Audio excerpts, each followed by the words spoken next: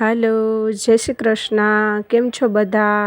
આજે આપણે બનાવીશું વધેલી રોટલી નૂડલ્સ.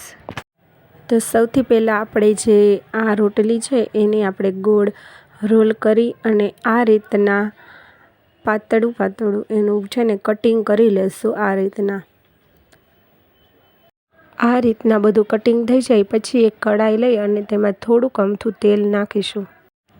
પછી તેમાં રાઈ જીરું તતડે પછી થોડી હિંગ અને સમારેલી ડુંગળી નાખીશું.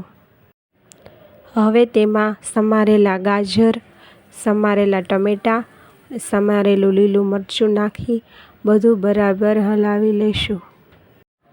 હવે સ્વાદ પ્રમાણે મીઠું, હળદર અને ધાણા જીરું, અડધી ચમચી સેજવાન ચટણી, થોડોક અમથો ટમેટો સોસ નાખી અને બધું બરાબર મિક્સ કરી લેવું.